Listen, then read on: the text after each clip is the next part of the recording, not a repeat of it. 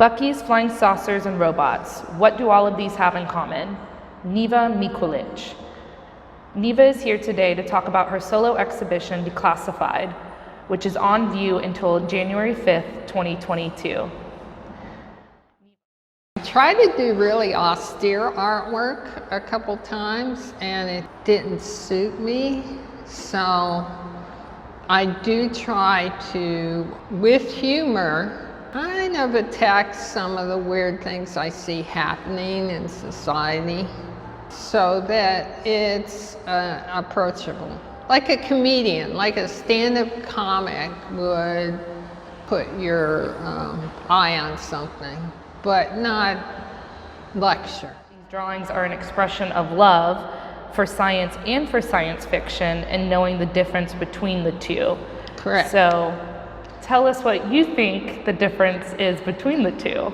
As one's based on data and experiment and research and fact. You have 100 people or thousands looking at something and looking through all the numbers and coming up with hypotheses and then experiments to theory. Science fiction is what ifs. What if we could travel at the speed of light or greater? If you could pick a drawing in this room that is the perfect balance between science and science fiction, which one would you choose? Maybe it's me in my condo. I set the videos of scientists and things describing UFOs and what they could be, and UFO debunker and a little of the original UFO history. And that kind of tells you what I think about UFOs in a nutshell. But I would absolutely believe that aliens were visiting the planet if I saw it out the window.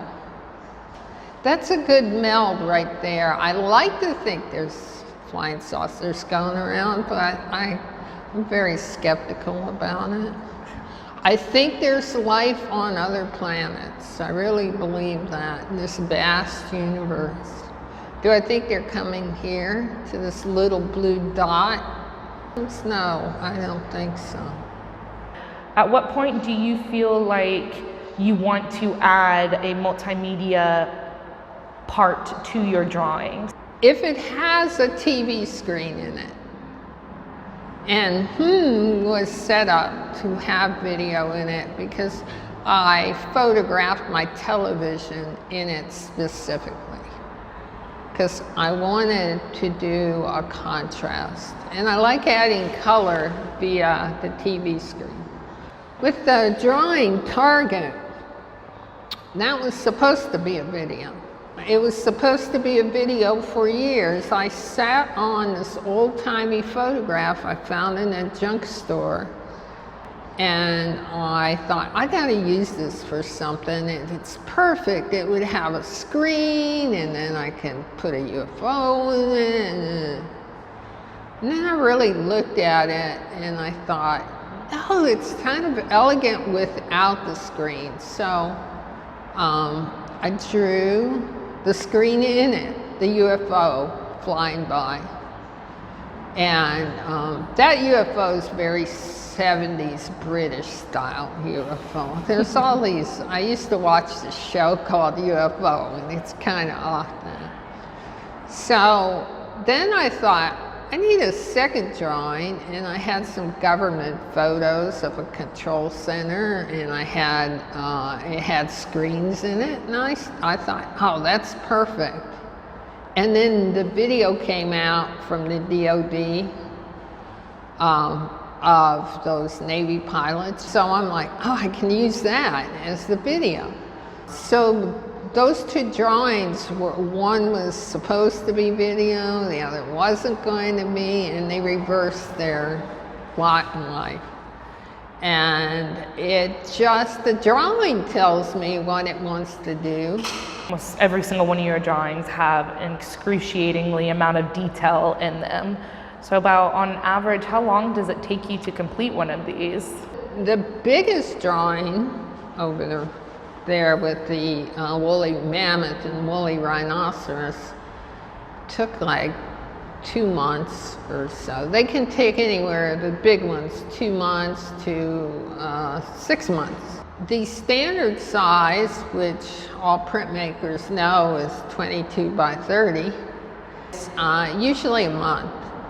And then the smaller drawings take anywhere from a week to this drawing, woolly mammoth and woolly rhinoceros. Now this drawing kind of stands on its own, not only due to the size, but that also it was created in 1983 and it is put on a silk scroll. Right. And I believe you told me once it was exhibited in China, correct? Yes. How does that fit with the rest of the show here? I think it fits because having woolly rhinoceros and woolly mammoth as part of a still life is science fiction right there.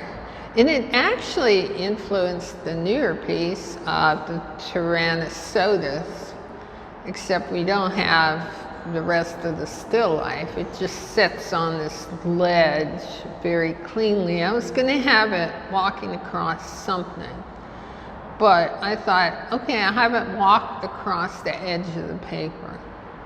It almost seems like in Tyrannosaurus Rex, by cutting that dinosaur off, and not giving the viewer the entire picture, we're able to use our imagination to think of it even as bigger as what we see the first half of it. Yeah, I use the frame as if it were unable to fit in there. He's really scrunched in there, and it's like he's going to explode in that space. The New York Times and USA Today and a plethora of other online magazines and newspapers released a statement saying that the Pentagon is now creating a section of unexplained aerial sightings 3 days before your opening. Yeah, if it will make people more comfortable, look at it. We really need to know. They could be drones from Russia or China or something like that. We do need to know what they are. Even if it's a plastic bag floating across and people have misidentified it. Well, speaking of the article and recent events like the storm of Area 51, I think that makes your work extremely relevant to current times. However, you're using one of the oldest art forms, that kind of combination of traditional medium and this new media, I feel like makes your work extremely unique. And I love drawing. I love doing it. I just could sit there and work on something. But I also have that storyteller gene in me, and technology has provided a way to extend what you're seeing.